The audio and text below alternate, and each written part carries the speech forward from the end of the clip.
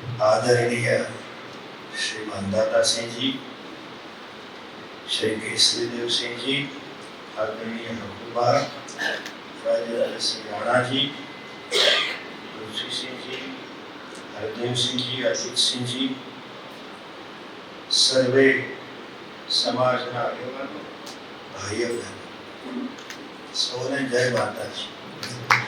સૌ પ્રથમ પ્રવીણસિંહજીના સર્વે સંતાનોને પણ વિશેષ જય માતાજી। બધા અહીંયા છે, એમના દીકરી જવાઈ સર્વે। ઈશ્વરની સૃષ્ટિમાં 84 લાખ યોનિમાં 83,99,999 જીવ જેવા જન્મે છે એવા જ મોટા થાય છે। અર્થાત એ જે પ્રમાણે જન્મ્યું છે એવું જ વ્યવહાર કરશે। બિલાડી કે કૂતરા હોય, બિલાડીને કોઈ ભણાવી નથી પડતી કે ઉંદર આમ પકડાય। સિંહના સંતાનને કોઈ શીખવાડવું નથી પડતું આમ શિકાર કરાય। કાગડા ચકલી એના બચ્ચાને શીખવાડવું નથી પડતું કે આમ ઉડાય। પાસ નથી ચાલતું।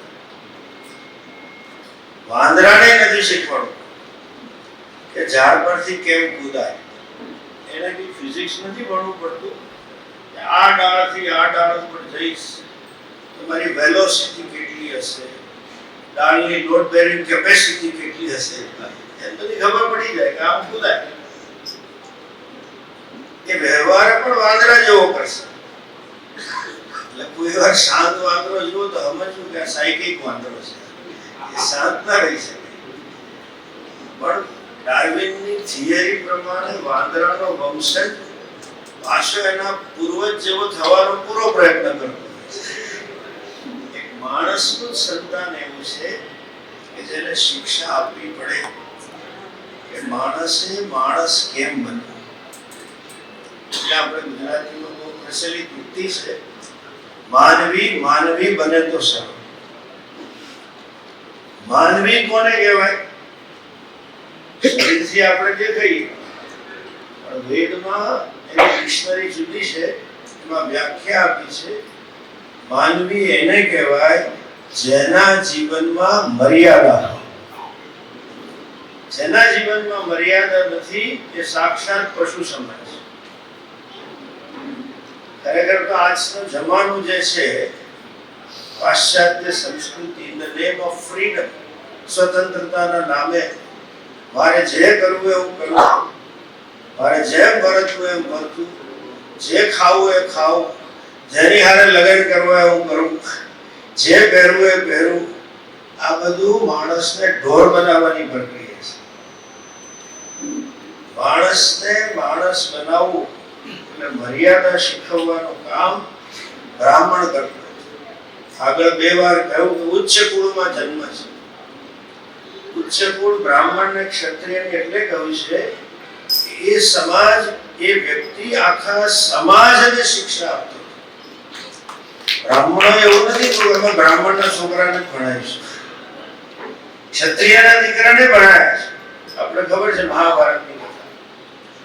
પણ એક આ લક્ષણ છે, સાયન્સનો એક નિયમ છે, લો ઓફ એન્ટ્રોપી, ફિઝિક્સનો કાયદો છે। કોઈ પણ વ્યવસ્થા હોય એ અવ્યવસ્થા તરફ જાય, અને આ માણસની મર્યાદા છે। માણસ માત્રની મર્યાદા છે કે ખબર હોય તોય એનાથી ઊંધું થાય। જે દુર્યોધનનું વાક્ય છે ને, જાનામિ ધર્મમ નચમે પ્રવૃત્તિ, એટલું દુર્યોધનનું નહીં, આ રોજબરોજ જોવા મળે।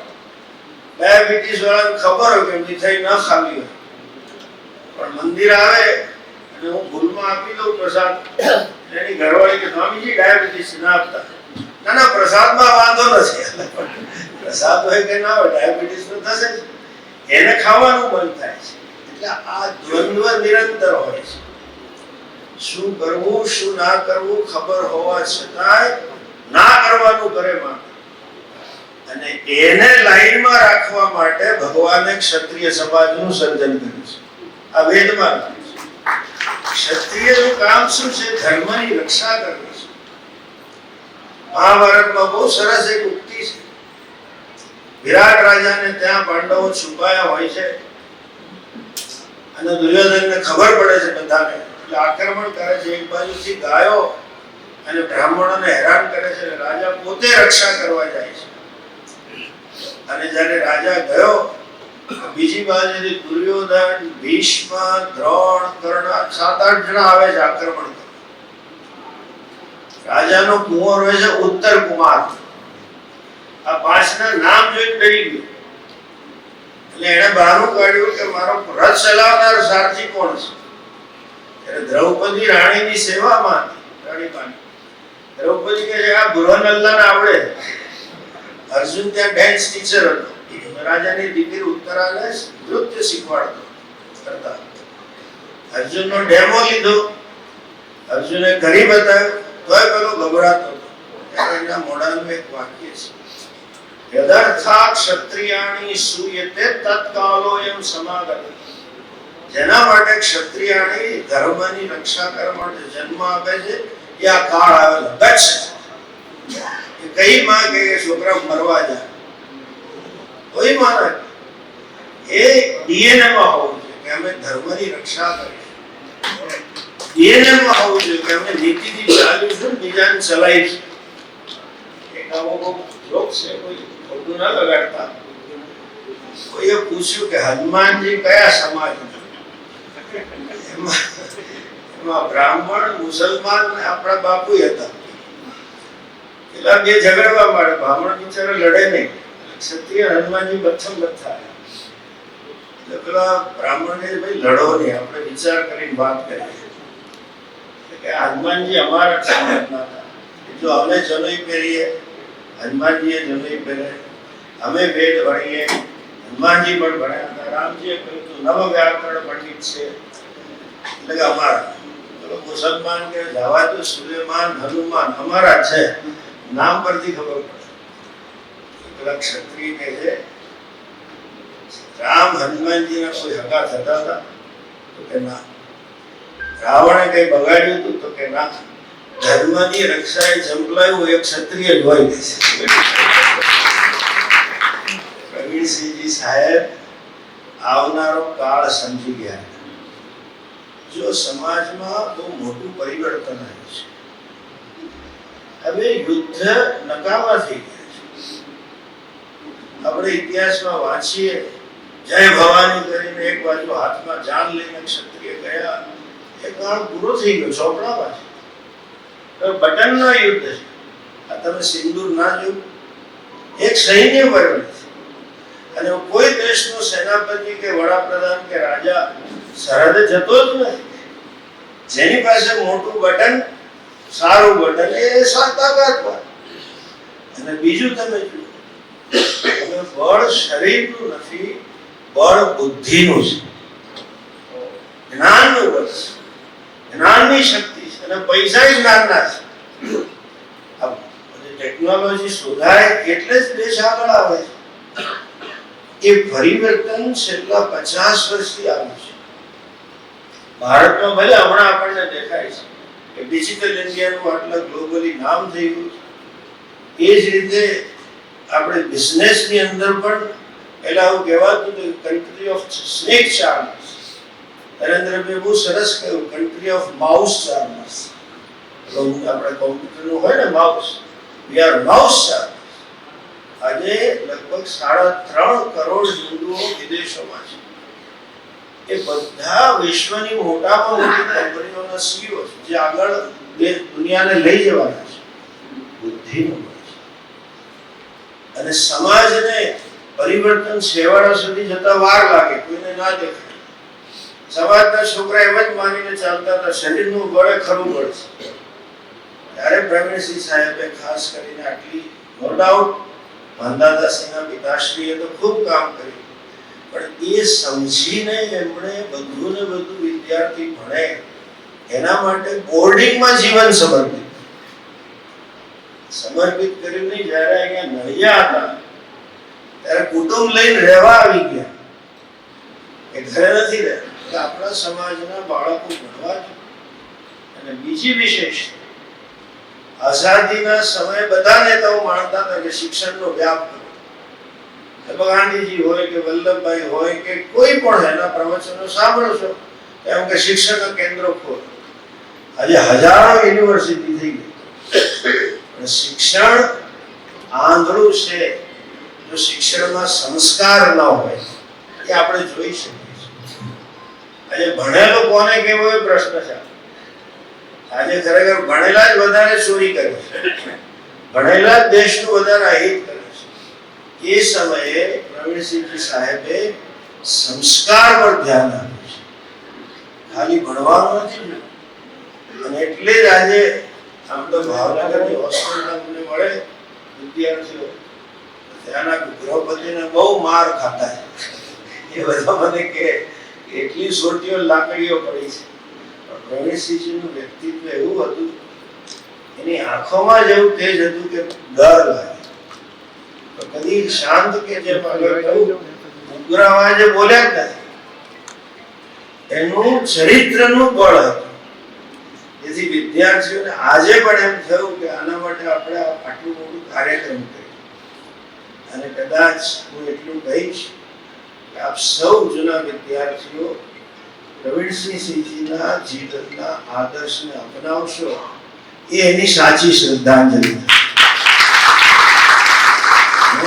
પૈસાની અપીલ થઈ અને જરૂર છે, આજે સમાજો બધાએ હવે જાતે કરવાની જરૂર છે, પરંતુ સંસ્કારનું સિંચન થાય એ આજે વધારે આવશ્યક છે. દેશમાં સંપત્તિની કમી નથી. સાયકલ એક જમાનામાં લક્ઝરી હતી, આજે મારુતિ બધા ઘરે આવી ગયું એમ કહી શકાય. દેશમાં આપણે ત્યાં પંખા નહોતા, કદાચ એ સમયની હોસ્ટેલમાં નળિયામાં પંખા પણ નહીં. આજે હવે અમારે આશ્રમોમાં એસી રૂમ કરવા પડે છે. આશ્રમોમાં હવે હોલ આપણા એસી થવા પડે, દેખાય જ છે. કેમ? સંપત્તિ છે, પણ સંસ્કાર ચૂકી જશે તો એ સંપત્તિ રાવણની જેમ વિનાશકારી થશે. સંસ્કાર એટલે એક જ શબ્દમાં કહું તો જીવનમાં મર્યાદા હોવી. ક્ષત્રિય સમાજ સામાજિક સ્તરે આજે મર્યાદા હાચવી બેઠો છે. હું અહીંયા ક્યારનો જોઉં છું, એક પણ બહેન મને માથે ઓઢ્યા વગરની મળતી નથી. અને એટલું સન્માનથી બોલાવવામાં આવે મા દીકરીઓને, એ બીજાની પત્નીઓને. એ સંસ્કારની આજે દેશમાં કમી છે. નરેન્દ્રભાઈ બહુ સરસ સ્વપ્નો લઈને ચાલે છે કે દેશને વિશ્વની ત્રીજી મહાસત્તા બનાવી છે. સારું છે, બનાવી શકશે, એનામાં શક્તિ છે. આપણા આશીર્વાદ આપે. દેશમાં સંપત્તિ વધવી જ જોઈએ, જીવનમાં સગવડ આવે એમાં કંઈ ખોટું નથી. પણ એકલી સંપત્તિથી, એકલી જીડીપી વધવાથી વિશ્વગુરુ બનાતું હોત તો આજે ચાઇના અને અમેરિકા વિશ્વગુરુ જ છે. તો હું ને તમે કોઈ એને કહેવા તૈયાર નથી. મર્યાદા સમાજમાં આવે. ભારત એક મર્યાદા અને સહકારિતાનું પ્રતીક છે. પ્રવીણસિંહજી સાહેબનું એક બીજું ગુણ હતું કે ગાંધીજીએ પણ ભારતની આઝાદી વિશેનું પુસ્તક લખ્યું, એમાં લખ્યું, મહાપુરુષોએ લખ્યું હતું કે દેશને માત્ર મારે રાજકીય સ્વતંત્રતા નથી અપાવી, ભારતનો નાગરિક ફરજ પ્રજાન થાય એ અગત્યનું છે, ડ્યુટી કોન્શિયસ. અને સમાજમાં મર્યાદા પણ નથી રહી અને ફરજની ભાવના પણ નથી. એટલી કરુણ સ્થિતિ છે કે જે દેશમાં માતૃદેવો ભવ પિતૃદેવો ભવના સંસ્કાર હતા, ત્યાં આપણે વૃદ્ધાશ્રમ ખોલવા પડે છે. અને એનથી વધારે કરુણ સ્થિતિ તમને કહું, સુપ્રીમ કોર્ટનું હમણાં જજમેન્ટ આવ્યું કે બાપુજીએ બધી મિલકત છોકરાને આપી દીધી હોય, જમીન આપી દીધી, મકાન આપી દીધું, અને એ છોકરો એમને સાચવે નહીં અને બહુ કે હેરાન કરે, તો બાપુજી રજિસ્ટર ઓફિસમાં જઈને ખાલી પત્ર આપે તો મિલકત પાછી મળી જાય. છોકરાએ ડોક્યુમેન્ટને સાઈન ના કરી. આવું જજમેન્ટ આવ્યું આ દેશમાં. એ ફરજની ભાવનાથી સમાજ ચૂકી રહ્યો છે. આ પ્રસંગે હું સમાજને પણ વિનંતી કરું, આપણા જ સંતાનો ફરજ પ્રદાન થાય અને બીજા જે ફરજ ચૂકતા એને બજાવતા શીખવાડે, એવા આપણે સૌ ભેગા થઈએ. ક્ષત્રિય સમાજમાં ભેગા થવું મુશ્કેલ છે. એનું કારણ એક જ, તમે સમજો.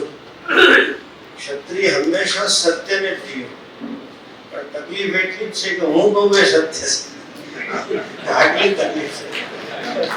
અને એટલે સમાજ ભેગો નથી. પણ બીજા સમાજો જે હમણાં કહેવામાં આવ્યું, ભગુભાઈ બહુ સરસ વાત કરી કે આટલા આટલા કરોડ ભેગા થાય, આટલું થાય.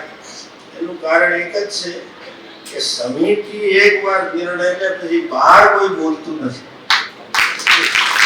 આપ સૌને આવા સરસ નેતા આપણને મળ્યા છે અને આવો સરસ સમૃદ્ધ સમાજ.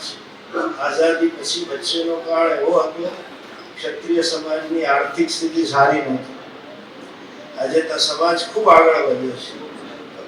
કમસે કમ કમિટીમાં જે બાજુએ બાજી લેજો, તલવાર ખોલવે તો ખોલી દેજો, પણ વાપરતા નહીં.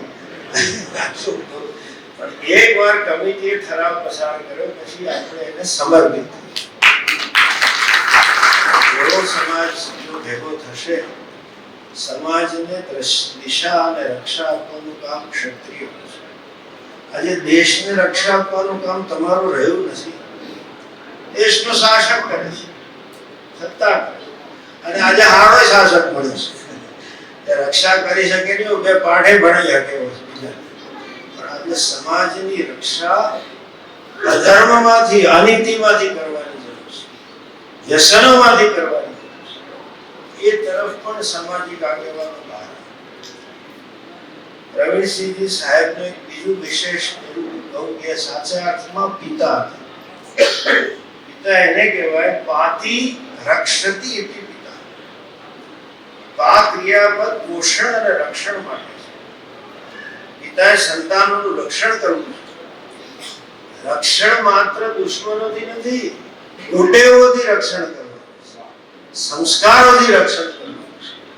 એટલે ગુરુને પણ પિતા કહે છે. ત્વમેવ માતા પિતા ત્વમ. તમે રામાયણ વાંચો, વાલ્મીકી રામાયણ, તમે આપણો ઇતિહાસ મહાભારત વાંચો, જે મહારાજાઓ બધા થઈ ગયા એના વિશે એક વાક્ય વારંવાર લખ્યું છે કે રાજાએ પ્રજાને પોતાના સંતાનોની જેમ પાળ્યા. સંતાન એટલે અનીતિથી બચાયા, કુટેવોથી બચાયા, વ્યસનોથી બચાયા, દુષ્કર્મથી બચાયા. આપ સૌ એ વારસાને ફરી ઉજાગર કરી શકો એવી માતાજી આપને શક્તિ આપે. અને માત્ર સમાજને ખોટ નથી, મને પણ ખોટ છે. પ્રવીણસિંહ સાહેબની એમની દિવ્ય ચેતનાને મારા વંદન સહ. મારે જરા શિબિર ચાલુ છે, છોકરાઓ 12 રાજ્યોના આવ્યા છે, જરા વચ્ચેથી જઈશ. માંદાદાસીજીએ બહુ સપ્રેમ કહ્યું કે તમે જાઓ, એટલે સૌને પુનઃ જય માતાજી.